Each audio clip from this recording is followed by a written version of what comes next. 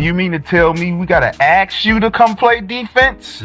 You want to be the greatest at the top of the top, and you want everyone to volunteer you into a tier level of two of the greatest guys that ever played a game. When you talk about Kobe Bryant and Michael Jordan, you talk about Wilt Chamberlain and Bill Russell, guys you never had to ask to compete. Where are all the Lakers that used to play for the Lakers that are not speaking out on what we are? We are watching one of the most iconic franchises in sports history slowly unravel, not with explosions or chaos, but through something far more dangerous: silence and comfort. People are becoming accustomed to excuses that would have been unacceptable in any other era. Standards are quietly being lowered, and everyone acts as if this decline is normal just because of who's wearing the jersey. This isn't a rough week or a mere patch of bad luck. It's a cultural shift happening right before our eyes, and it's being normalized in real time. Accountability has vanished, expectations are softer, and criticism now comes with invisible rules. Instead of honest evaluation, we get narratives, carefully framed stories, and gentle explanations designed to protect reputations rather than confront reality. Analysts tiptoe around obvious issues, media voices hesitate, and the silence grows louder with each passing night. So here's the real question. Are the Lakers protecting LeBron, or is LeBron indirectly forcing the team to accept lower standards just to maintain peace? Both possibilities demand attention, because neither can be ignored forever. This isn't about denying talent or rewriting history. Longevity matters, production matters, legendary moments matter, but so do standards and consistency. When someone insists on being measured as the greatest ever, they don't receive special exemptions when things go sideways. Everyone is watching now, and the conversation needs to happen before excuses solidify and the usual defenses kick in. The difference between true legends and the rest of the field is stark. Michael Jordan never needed reminders to lock in. Kobe Bryant didn't require PR campaigns to explain why effort looked different on certain nights. They showed up, competed, defended, and when they fell short, owned it publicly. No hiding, no excuses, no smokescreens. The league is simple. You either show up or you fade out. There is no third option. Yet somehow, LeBron James bypassed parts of this evaluation process that every other legend had to endure. He was placed into the GOAT conversation without being held to the same leadership and behavioral standards. And the moment anyone questions that, the reaction isn't discussion, it's shutdown. He skipped the line, and he can be compared to Jordan, but you got a lot of players in the league that are great, won some championships, but if you try to put them in the GOAT conversation, they look at you like you're crazy. So it's obvious LeBron has a chokehold on the media. He's a social media junkie. He has his pawns working overtime to push these narratives, and LeBron James is a fraud. We are watching. Suddenly, if you speak up, you're labeled biased. Suddenly, you don't know basketball. Suddenly, you're dismissed as being stuck in the past. But the tape doesn't care about feelings, branding, or reputation. It tells the truth. Look at what happened before LeBron returned from his extended absence. The Lakers weren't dominant, but they were alive. They played with purpose, movement, and connection. The offense flowed, the pace was fast, and the game looked like basketball, not a hierarchy being managed. Austin Reeves immediately stood out, not just with his stats, but with his confidence. He was decisive, aggressive, and free, attacking without hesitation. The ball moved, the offense clicked, and defensively, effort was consistent night after night. Then LeBron returned, and the shift was almost instantaneous. Spacing tightened, rhythm vanished, and the offense slowed. Certain players shrank, not because the team got worse, but because the pecking order demanded it. Austin Reeves didn't forget how to play. His freedom was removed. Luka didn't suddenly stop caring. He adapted to the tone set by leadership. Effort spreads fast in locker rooms. When the leader sprints, everyone sprints. When the leader jogs, everyone jogs. That's the uncomfortable truth nobody wants to admit. LeBron isn't just another player. He is the emotional thermostat of this team. Right now, the thermostat is set to selective effort, selective engagement, and selective accountability, and those choices ripple through the roster whether anyone acknowledges it or not. Even the head coach feels the impact. J.J. Redick once Out there, where were the Lakers and how did they look? Yeah, we got there, what, 2018? Phenomenal. This year? Oh, this year. This year. Okay, I'm going to say. This year, Slim Luka, before he started to slowly become Free Willy again. He did.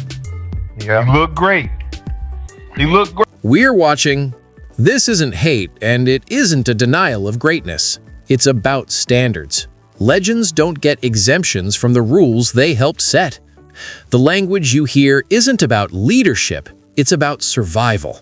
This is a professional NBA locker room filled with grown men, not a classroom waiting for a motivational phrase on a whiteboard. You can sense the frustration behind the calm tone, the restraint in every answer, and the pressure hanging in the air. J.J. Redick understands the situation perfectly. He knows exactly who isn't setting the example and who the team is watching on every possession. But he also knows that the moment he names names, the machine activates immediately. The media spins, podcasts light up, influencer defenders rush in, and the narrative shield snaps into place. Suddenly, it's no longer about basketball.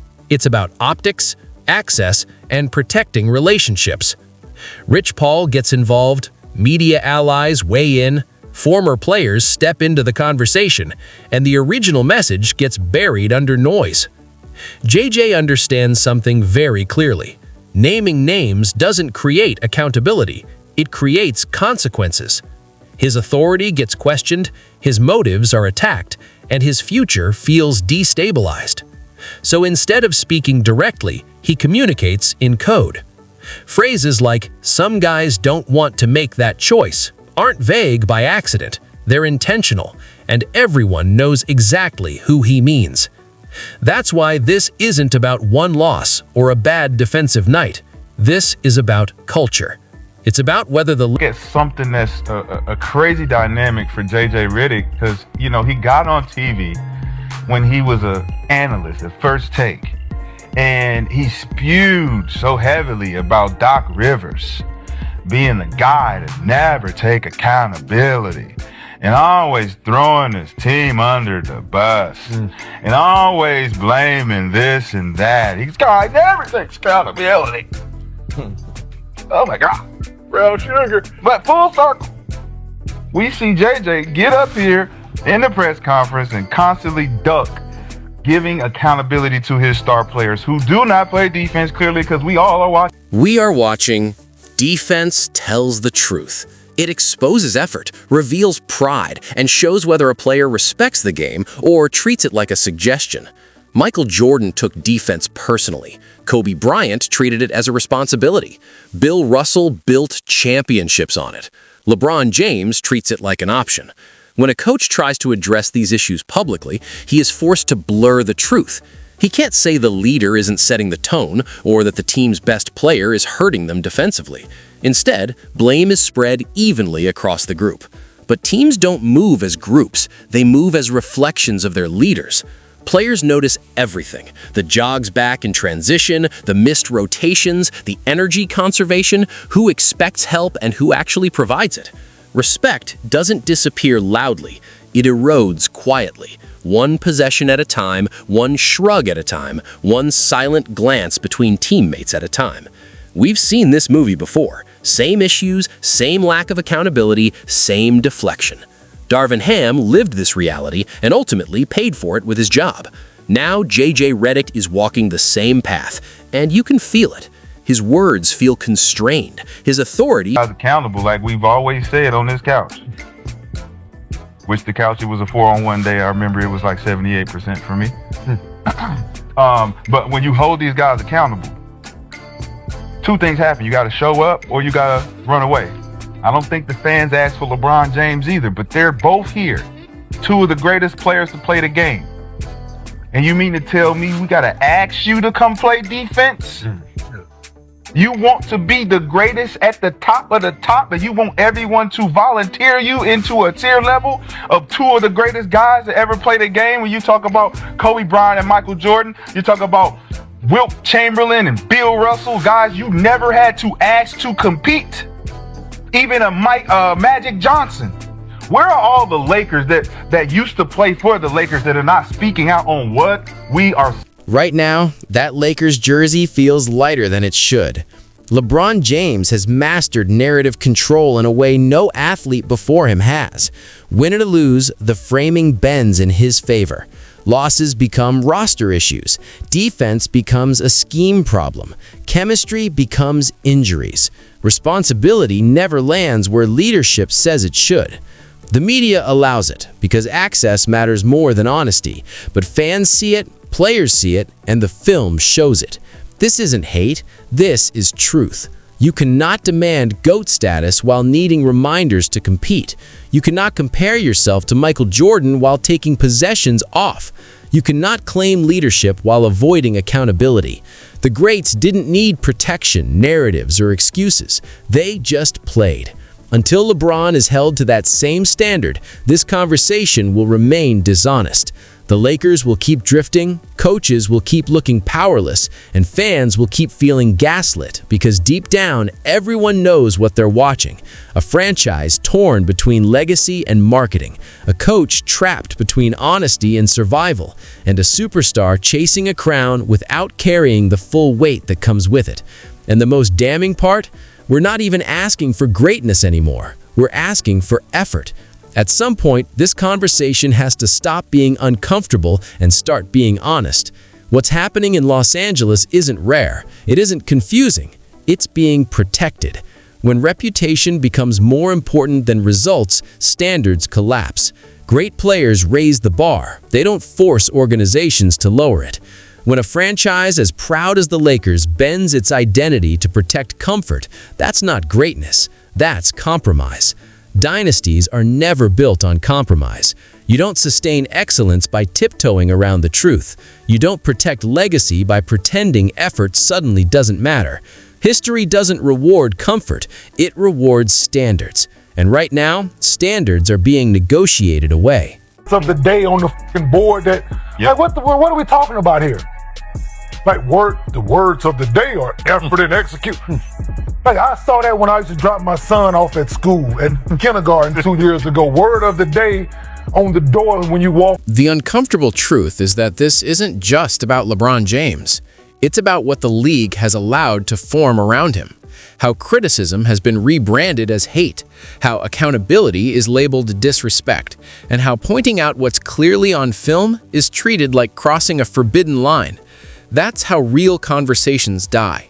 That's how standards quietly erode while everyone pretends nothing has changed.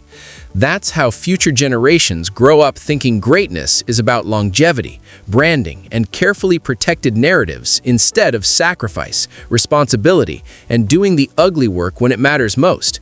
If we can't be honest about what's happening right now, every conversation about the past becomes meaningless. You can't celebrate old standards while ignoring new ones. You can't praise toughness while excusing selective effort. You can't talk about greatness while lowering the bar to make it more comfortable to clear. So here's the real question. What are we actually watching right now? Is this still the Lakers standard, or has it quietly turned into something else entirely? Is this leadership, or is it entitlement disguised as legacy? Fans see it, players feel it, the film shows it, and silence only allows the erosion to continue.